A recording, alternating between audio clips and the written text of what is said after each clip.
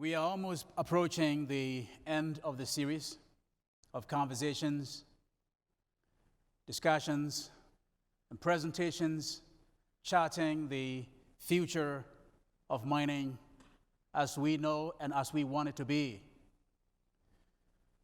This presentation is going to focus on some of the initiatives that Mark and his team has charted with Shell Global Business Initiatives, examining innovations, technological innovations, and its impact on the global operations of Shell. And so without further ado, I would like to invite Mark Hannan to make his presentation to us. Thank you. Thank you very much. So I get the tough afternoon shift. So I'm going to ask everybody, because it's a very empty stage, can I get everyone to move forward so I can see you as I'm talking? So just get everyone to move forward as much as you can. So in that way it doesn't look as empty. Be great, thank you.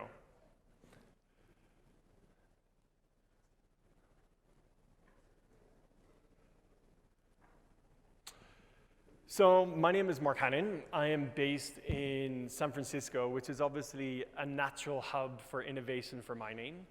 And I'm here to talk through Shell's digital journey. Now, my role is incubation lead for B2B part of Shell. I'll talk a little bit about what my team and I do. I'm going to talk you through a little bit of how we've done digitalization within Shell. I can tell you it's not always been very successful. And I'd also love to get some of the interactions from you about what you've done and see if we've followed a similar journey. A couple of things I will say, listening to some of the conversations we had earlier on, is I'm going to talk about sustainability. We had a whole conversation this morning about where is oil and gas. Well, we're here. I'm happy to reach out and talk to the mining industry and community about how we can work together.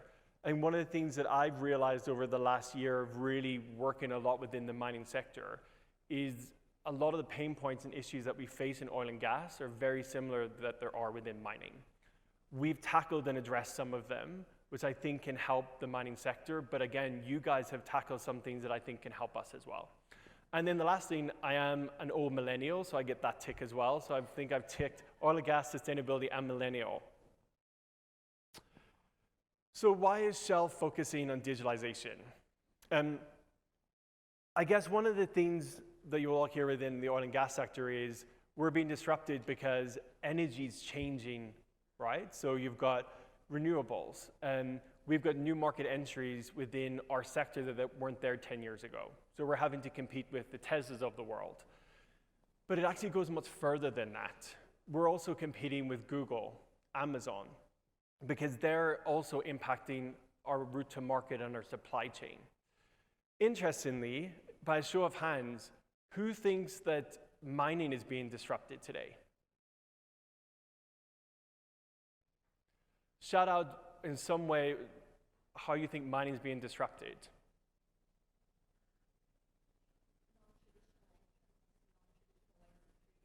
Yeah. So they're doing things differently than what we've done before.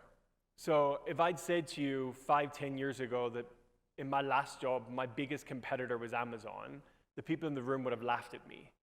But in my last job, which was global sales manager for BMW, Amazon was my biggest competitor because they were on the market selling particular products that were competing against my product. So that's why when we look at, on the left-hand side, that's Shell's traditional competitors. Going forward, they're not the competitors that we're fearing anymore. So hence why globalization and digitalization becomes much more important for us.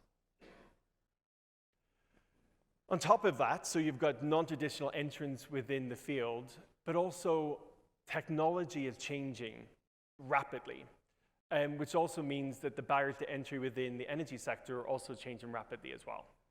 So technology's become much cheaper and faster, so price of sensors have decreased rapidly, computing power has decreased rapidly, There's much more sophisticated AI.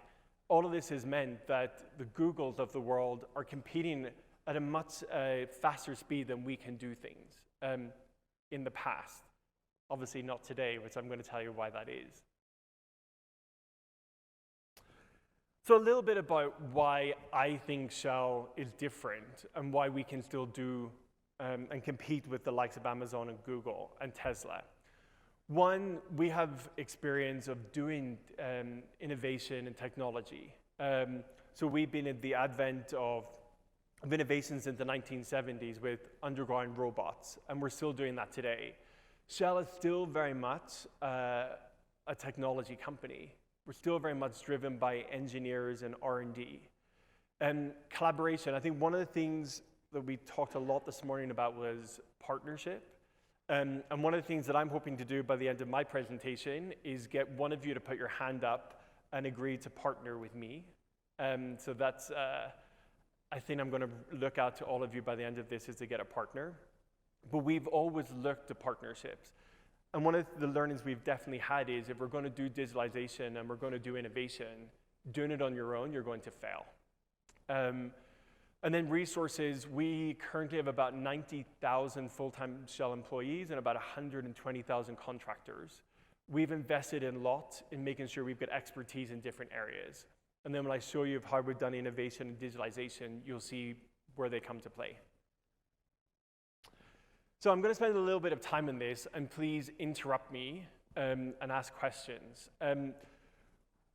I call this slide acting our way into the future. Originally it was called stumbling towards ecstasy, because innovation and digitalization is tough. There's no easy answers, because if we did know the answers, I wouldn't be here. I'd probably be a billionaire on a beach, right? But we are finding our way through stuff.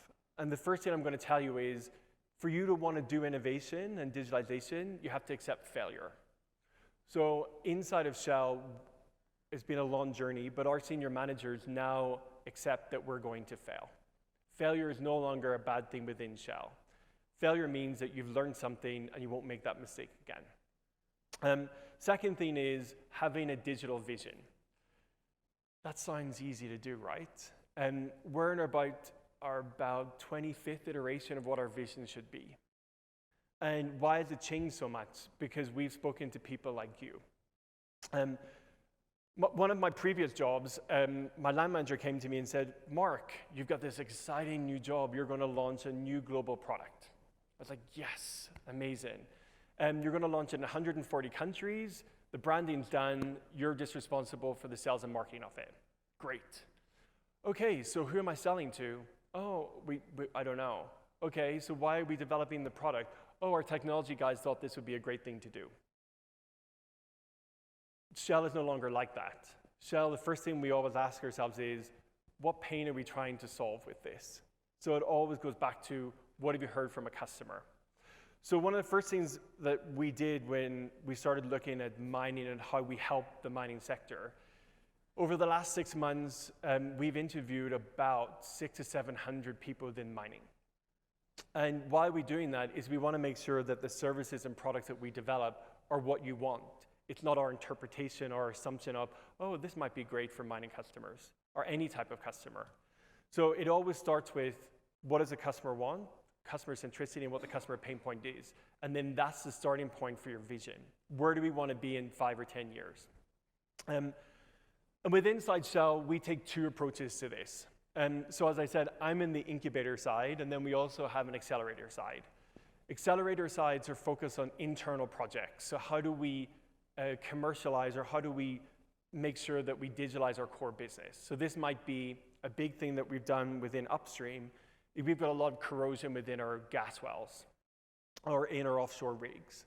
So we had a team who worked for 3 or 4 months in developing data algorithms to determine how we can prevent corrosion. So they worked on developing a minimal viable product. They had 3 months in which to do that. They had to make sure that it was scalable, so they couldn't do a bespoke solution for Sakhalin that didn't work in the Gulf of Mexico. Third one was consistent ways of working. It had to be consistent so that everyone could use it, and it had to be feasible. It had to be, something that anybody could use, but also it had to be at a cost, right? We do that across the whole organization. So we have teams who pitch ideas, and then they're given money and as well as resources in which to then come up with a minimal viable product. That's supported by different streams within Shell. So we set up a data center of excellence whose sole job it is to help understand data, how we use data, what algorithms we should develop. And we've done that in conjunction with C3.ai, who are a huge AI company based in the Valley, who help us build our algorithms. Because again, we can't do this on our own. Right now with C3.ai, we have 300 million lines of data that we store within their platform. And now each of these different accelerator teams are utilizing this data to come up with algorithms that can not only predict corrosion of pipes, but can help with compressor issues, valve issues, etc. So we're constantly coming up with new innovations and technology internally. Now what I do and what the team do is we look at how can we do stuff beyond the core business? So how do we do new business models and new revenue streams for our customers beyond selling fuels and lubricants? So I'm going to talk you through some of the products we developed. You're not going to see anything to do with fuels and lubricants. And the reason why that is some of it is related to that, but a lot of it is not. And that's because the services that all of our customers need are not necessarily related to our core products. Any questions on this? No? Okay. So within mining, we focus on three main areas. Predictive maintenance, renewable energy. So I heard the plea this morning was we're oil and gas in this, so we're very definitely here. I make a commitment to you today that we are dedicated to helping the mining industry in terms of decarbonizing. As well as then smart assets. I'm going to talk through some of the technologies that we have. These are not an exhaustive list. And as I said, by the end, I want one hand up who's going to work with me and pilot on a couple of these solutions. So one of the first things we've done is, obviously Shell is the world's largest lubricant supplier. And we've been the world's largest lubricant supplier for about 14 years. We've done a lot of sampling of lubricants. And generally what you do is you take a sample, you post it, and then you get the results back maybe in 2 weeks. That's not good enough. Because what we've also heard is that could cause huge issues within the machines. It could be contaminated. It could be that the oil is outside of its oil life. So we've developed a Loop Analyst Lite. So this is a hardware solution that you can have within your mine, that you can take the sample and you get the results back within 15 minutes. So we've worked long and hard to make sure this fits all these standards that it needs to fit. Being Shell, we don't do anything lightly, so we make sure that it's regulated and meets the standards. A lot of the things that we've heard back from customers that purchase this is, oh, we don't need any training. So that's a good thing. It's quite complex, it can sit in a corner, and that is quite safe. You do not need to quarantine and have huge amounts of health and safety restrictions around it. What we've done, we've piloted this with quite a lot of customers. There's been a lot of reduction in downtime, definitely a reduction in reduced maintenance costs, avoid delays in waiting for laboratory results, which has meant then you're just simplifying the whole process of having to do oil condition monitoring. Second part of that, so that was a hardware device that takes 15 minutes. This is then a solution that detects that real time. So this is through the use of sensors, and we've developed sensors that can detect real time that there's something wrong with your lubricant. So either it's contaminated with oil or else it's reached its shelf life. We actually developed this in conjunction with one of our customers. So one of our customers said to us, look, you're our supplier. You've been supplying us for 5 years, and we are having problems with oil condition monitoring. We don't know if it's a lubricant or if it's something else. So we worked with them. We put in 50-50 investment, 50-50 in terms of resources, and we worked for 6 months to figure it out. In the end, it wasn't anything to do with lubricants. It was actually one of their valves was actually releasing water. And every time they were taking an oil condition monitor, the valve was shut. So there was no water getting in. And every time the valve opened, water got in. So in their analysis, it was like, oh, everything's perfect. Now they're rolling this out across their global operations. And then now we're trialing it. Right now, we're trialing it with 4 mining customers globally. And then the intention is to roll that out more. And to give you a brief look at what you get. So this is the type of report that you get. So quite not very complicated in terms of giving you an idea around viscosity, oxidation, contamination, etc. So again, the key focus in this is to save fuels and oil. And I also laugh a lot when people tell me, oh, well, you're an energy company. What do you care about reducing energy and oil? A little bit like mining customers, we have a huge pressure from our own stakeholders about social license to operate. So I have sustainability targets within my own success for the year. And that's a huge focus for us within the organization is how do we reduce the amount of CO2 that we as a company are putting into the atmosphere and working with our customers to help reduce that. So this definitely helps with that.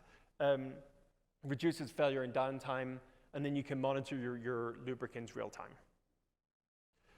Now I'm going to talk to you about something not related to lubricants at all. One of the big things that Shell's done is we've invested about $2 billion a year in renewables, and we're going to make that commitment going forward. Our CEO has been very public to say we as a company need to change. Every member of our board has a sustainability target in their bonus. If they do not hit that sustainability target, they do not get a bonus. That's the biggest commitment that you can make as a CEO. And we've also said that we as a company need to sign up to the Paris Agreement. And then with that, this is our commitment to you as a mining industry.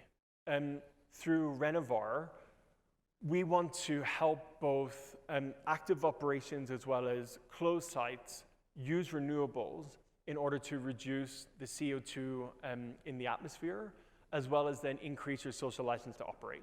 So how are we going to do that? So for active operations, it's through zero capex, how can we use renewable energy solutions through solar, wind, battery to power on-site operations? Now, what we're not saying is all of your operations will obviously be renewable, because one of the first things you're going to say to me is, Mark, but we're 24 operations, reliability is a key constraint for us, right? So, but you can move to a hybrid model. So you can use diesel and other forms of energy in conjunction with solar or wind or battery storage in order to reduce your CO2. At the same time, solar is actually cheaper than diesel.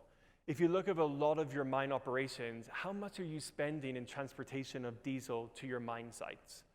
When you can have an on-site energy source that's supplying you a safe and sustainable source of energy. So we're leveraging our technological advancements that we've made within solar and wind in order to help you reduce your costs, but to do that by decarbonizing. Really, that's a huge focus for us, is both doing that in a sustainable manner, but also in a safe manner. Then for closed assets, right now, obviously, that's a liability on your books.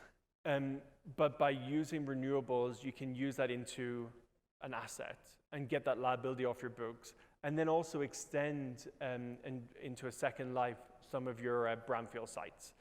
And so we're looking to partner with a range of companies. So right now, there's a few active conversations, and we've got a lot of meetings over the next few months where we're working with mining companies specifically in closed sites to help them turn it into an asset as well, to help them into this second life.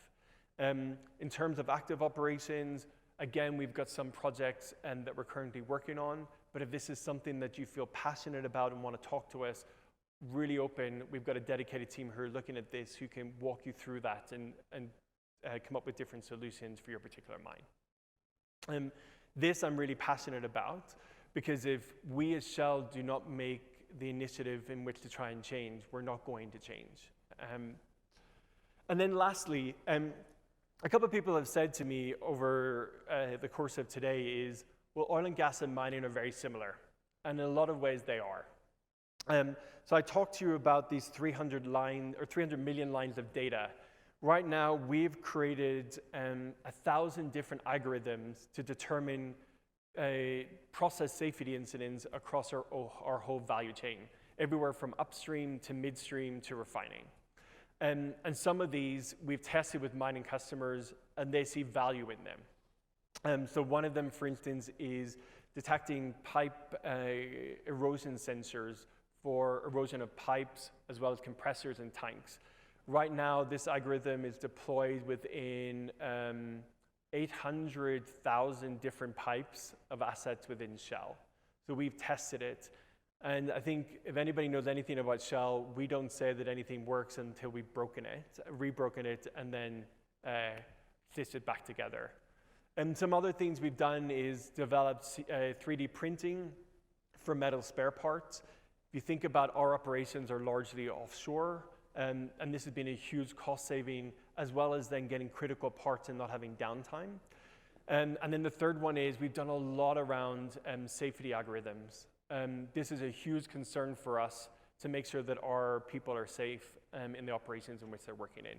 So we've developed a large number of algorithms for process safety within refining, within manufacturing, within offshore.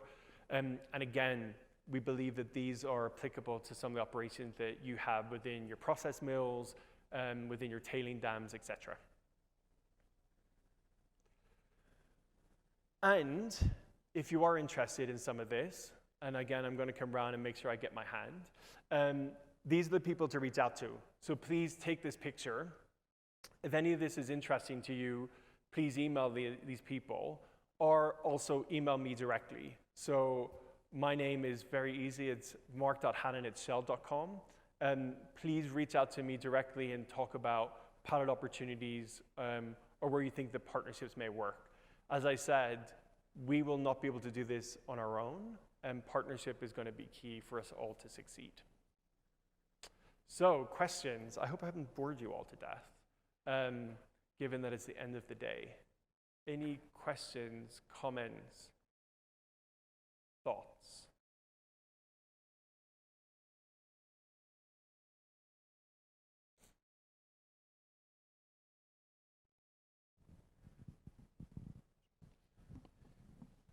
Can you give a little bit more information about Renovar and how that was started and why it was started, and I guess what's the motivation to help other people be better at sustainability?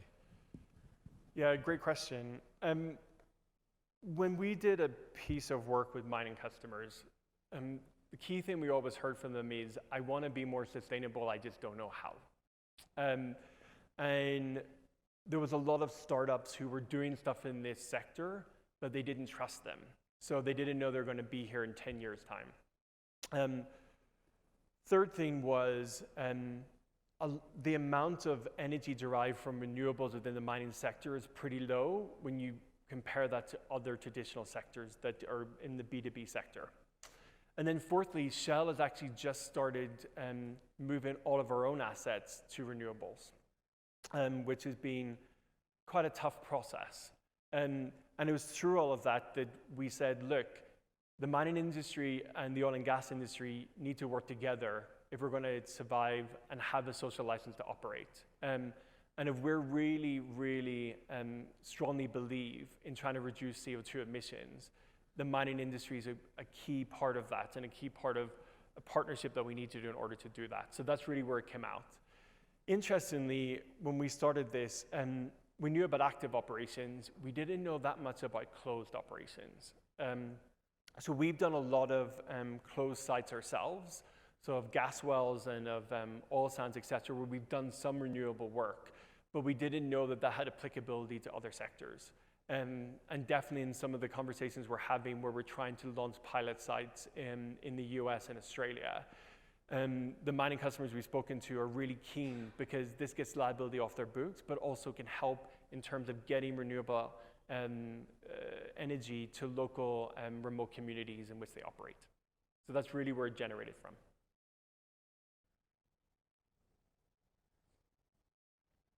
Just as a show of hands, within the room, how many people have actively looked at renewable energy? That's not that many. So the people who have, why have you? Is it shareholder pressure? Is it because you think it's cheaper?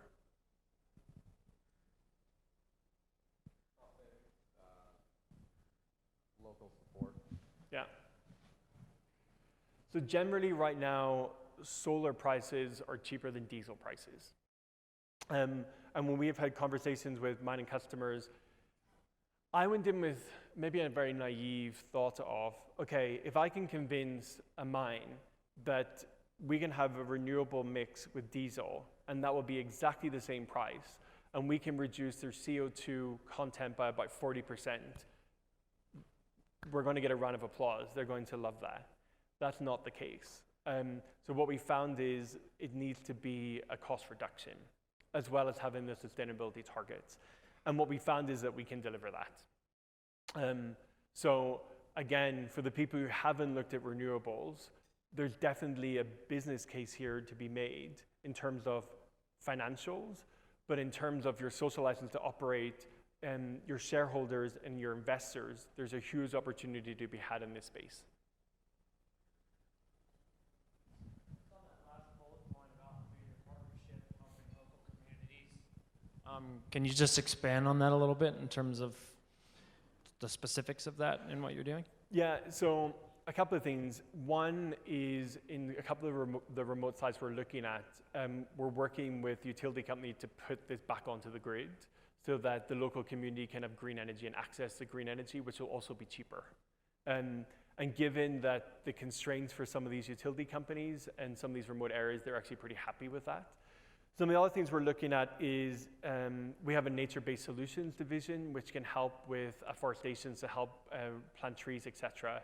And we do that in conjunction with local communities. So it's both of those things that we're really helping both ourselves, the community, and the mining customers. Any other questions?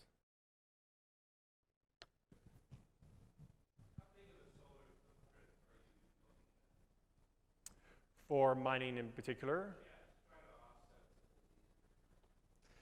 That's a tough question to answer because I alone can't answer that. That's up to you guys in the room.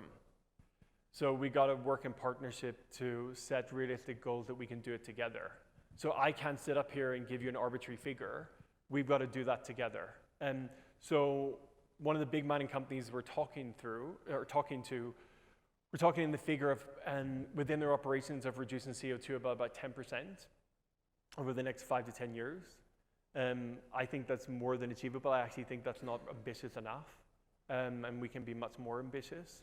But generally, that's a conversation with the company, where they're situated. Are they off-grid? Are they on-grid? Generally, off-grid, there's more concern about reliability, but now with storage, there's much more opportunity in which to do stuff. So right now, I can't give you a figure, but I would love it to be in the 20, 30, 40% mark.